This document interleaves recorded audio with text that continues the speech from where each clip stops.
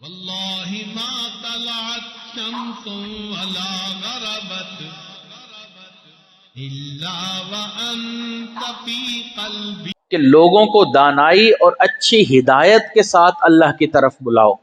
ادع الی سبیل ربک بالحکمت والموعظۃ الحسنہ، کہ اپنے رب کے راستے کی طرف لوگوں کو حکمت کے ساتھ اور خوش اسلوبی کے ساتھ نصیحت کر کے دعوت دو.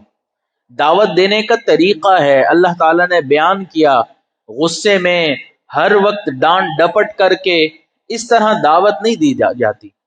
اب دیکھیں کہ اگر کوئی انسان سے غلطی ہوتی ہے تبھی تو وہ بڑوں کے پاس آتا ہے کہ میری اصلاح کر دیں. اگر بڑے ہر وقت ڈانٹ ڈپٹ کرنا شروع کر دیں، غصہ کرنا شروع کر دیں، تو اصلاح کے لیے کوئی آئے ہی نہ. اور ظاہری بات ہے کہ انسان خطا کا پتلا ہے، غلطیاں انسانوں سے ہی ہونی ہیں، فرشتے تو ہیں نہیں کہ غلطیاں نہ ہوں. تو اگر غلطی ہو گئی کسی سے، چاہے اپنی اولاد سے ہی ہو یا دوسرے کی اولاد سے، تو اس کو اچھے انداز میں سمجھایا جائے. سمجھانے کا ایک طریقہ کار ہوتا ہے. حضرت عبداللہ ابن عمر رضی اللہ تعالیٰ تہجد کی نماز کبھی کبھی رہ جاتی تھی. اب وہ فرض بھی نہیں ہے. نبی علیہ الصلوۃ والسلام کو پتہ چلا تو آپ نے فرمایا اب ہمارا انداز کیا ہوتا کہ بھئی تہجد پڑھا کرو، کیوں نہیں پڑھتے ہو؟ میں کل سے دیکھتا ہوں کہ کیسے تم نہیں پڑھتے.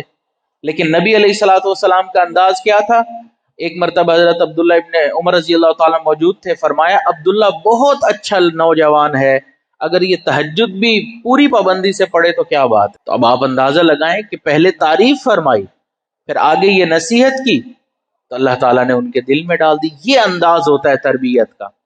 تو غلطیاں ہو جاتی ہیں انسان سے، ایسی بات ہے نہیں ہے کہ غلطی نہیں ہوتی.